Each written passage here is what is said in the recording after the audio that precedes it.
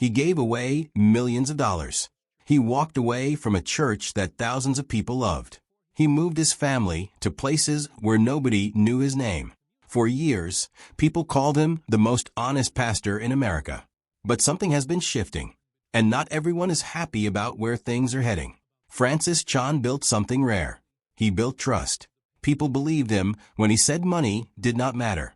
They believed him when he said fame was dangerous. They believed him when he said the church had lost its way. He gave up his salary. He gave up his big stage. He gave up his comfortable life in Southern California. And people respected him deeply for all of it. But in recent years, questions have started to pile up. The people who once defended him are now scratching their heads. Some are speaking out. Some are quietly walking away. And Francis himself has admitted that things have not gone the way he hoped. So what exactly went wrong? And is there any way back?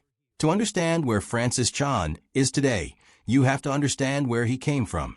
Because his story does not start with a church or a book deal. It starts with loss. Francis was born on August 31st, 1967 in San Francisco. The very day he entered the world, his mother left it. She passed away during childbirth. And so from his very first breath, there was already an empty space in his life that nothing could fill. He grew up in a house where her name was spoken, but her face was never shown. Not a single photograph. The only images he ever found of her were old pictures from a ministry in Hong Kong. A young woman whose face felt like a stranger, even though she was his own mother. His father tried to hold things together alone. But raising 3 small children in a country that still felt foreign was too heavy a weight to carry. When Francis was still very young, he was sent to Hong Kong to live with his grandmother. The streets were narrow. The rooms were small. His grandmother followed Buddhism closely. She burned paper offerings. She warned him that spirits were always watching. She took him into temples where large golden statues stood in silence, while she bowed and prayed in a language that felt old and far away. Letters from home barely arrived. The loneliness settled into him slowly, like water soaking into dry ground. When he finally came back to America, he thought the hard part was over. He was wrong. When Francis was 8 years old, his stepmother was killed in a car accident on a Los Angeles freeway. The rain was heavy that night. Her car lost control and hit a truck. She died almost instantly. Francis rode with his father to identify her body. During that quiet drive, his father put an arm around his shoulder. It was one of the only times Francis felt that kind of comfort from him. After that night, the house became even quieter. Church hymns played on Sundays. Sadness filled the rest of the week. Then came the blow that changed everything. On his 12th birthday, his father died from cancer. The day that should have had cake and candles ended with hospital silence and tears. Francis watched the man who raised him slowly lose strength over weeks and months. And then he was gone. By the time that birthday ended, Francis had lost his mother at birth, his stepmother at 8, and his father at 12. He moved between relatives, carrying a weight that most adults never have to carry in an entire lifetime. High school brought one more shock. An uncle who had become one of the most important adults in his life shot his wife, and then turned the gun on himself during a violent argument at home. Francis arrived to find the house surrounded by police. He saw the body bags being carried out. He was still a teenager. Death had marked nearly every stage of his life. And the question that burned inside him was simple. If God is real and God is good, why does life hurt this much? That question followed him into college. But instead of pulling him away from faith, the pain pushed him toward it.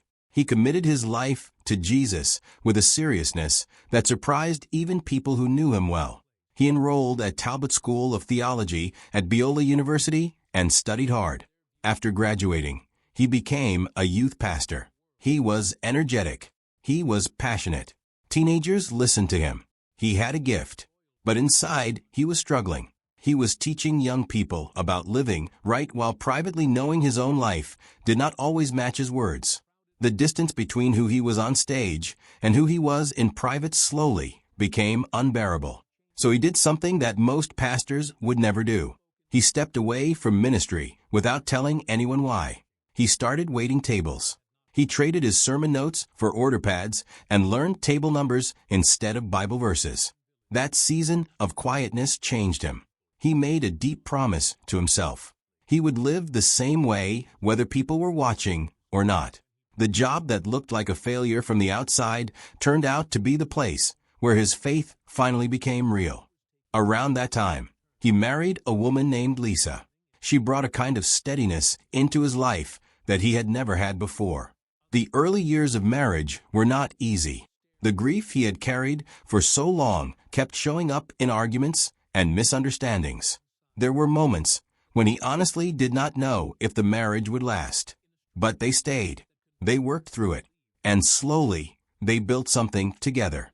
In 1994, Francis and Lisa helped start a small church in Simi Valley. They began with around 30 people sitting on folding chairs in a garage. The space was tight. The equipment was borrowed. But the energy was real. Within weeks, more people kept coming. Within months, it had grown beyond anything they expected. That small gathering eventually became Cornerstone Church. By the mid-2000s, thousands of people were filling the seats every single week. Francis became a well-known name in Christian circles. His messages spread through recordings long before social media existed. He spoke with an urgency that people found hard to ignore. He challenged comfortable Christians. He pushed people to do more, give more, sacrifice more. In 2008, his book Crazy Love became a New York Times bestseller. It eventually sold millions of copies. His agent told him he might earn $1 million in royalties in a single year. And Francis did something almost no one expected. He gave it all away. Every dollar went into an anonymous fund that supported charities fighting human trafficking in Asia and Africa. He refused to keep any of it for himself. He downsized his home. He refused a salary from the church. He gave away more than half of everything he earned. He and Lisa quietly signed over the royalties from Crazy Love so the money could keep going to missions without their names attached to it. Cornerstone itself gave away more than half of its entire budget to global relief work. People loved him for this. He became a symbol of what a pastor could be. Not wealthy, not comfortable, not building a personal brand, just faithful. But even at the height of all of this, something was bothering him deeply. He would stand in front of thousands of people on a Sunday morning and look out at the crowd and wonder how many of them were actually changing their lives. People came. People listened. People went home. The next week, the same thing happened again. He believed the Bible described a church where every person played an active role. But what he had built looked more like a show where most people just watched. That thought would not leave him alone. On April 18, 2010, he stood in front of 5,000 people at Cornerstone and told them he was resigning immediately. No long goodbye. No slow transition. He said that staying might actually cause more harm than good. The room went silent. Some people cried. Some stared forward in shock. He said he had been wrestling with a thought that truly frightened him. He worried that if even the Apostle Paul planted a church in Simi Valley, his own church might still end up bigger than Paul's. He never wanted people gathering around his name. So he left. He moved his family to San Francisco and started small house churches. Living rooms instead of auditoriums. Shared meals instead of stages. Everyone was expected to participate. No performers. No spectators. Just people sitting close together, praying together, working through life together. He believed this was closer to what Jesus actually intended. And for a while it seemed beautiful. But here is where things start to get complicated. And this is the part that his followers were not prepared for. The house church movement turned out to be much harder than Francis imagined. He later admitted he had been too idealistic. When people are sitting in a living room together week after week, their differences become very visible very quickly. Conflicts came up. Feelings got hurt. Some people found the closeness too uncomfortable and left to go back to larger churches where they could sit quietly and nobody noticed them. Some groups struggled to grow.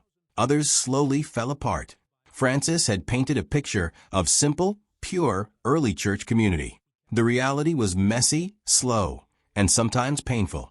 Then came the controversies that really divided people. In 2019, he appeared at a large event where he shared the stage with figures like Benny Hinn, Todd White, and Bill Johnson. These are names that many serious Christians deeply distrust. Photos of Francis greeting them warmly spread quickly online. Critics were furious. They said he was giving credibility to teachers whose messages they considered dangerous and false. People who had defended Francis for years felt genuinely confused. Francis responded by saying he spoke at many different events and sometimes did not research every speaker carefully beforehand. He said he hoped to reach people who rarely heard good teaching. He promised to seek more guidance from trusted voices in the future. But he did not pull back completely. That answer did not satisfy everyone. Then came his comments about communion. Early in 2020, he began teaching that Christ was truly present in the bread and wine during the Lord's Supper in a deeper way than he had previously understood. He said studying early Christian writings had changed his thinking on this. For many Protestant Christians, this sounded dangerously close to Catholic doctrine. Rumors spread that he might be moving toward converting to Catholicism. Francis denied it and continued to describe himself as Protestant. But the conversation left many followers unsettled. People who had trusted him completely began to wonder what was next. And the pressure was not only coming from outside the family. Lisa Chan, his wife, later opened up about how exhausting those years truly were. Raising 7 children while traveling constantly, living in small spaces, moving from place to place, all while trying to appear strong in public. It had cost her enormously. Behind the encouraging public image, she had gone through seasons of deep discouragement and real despair.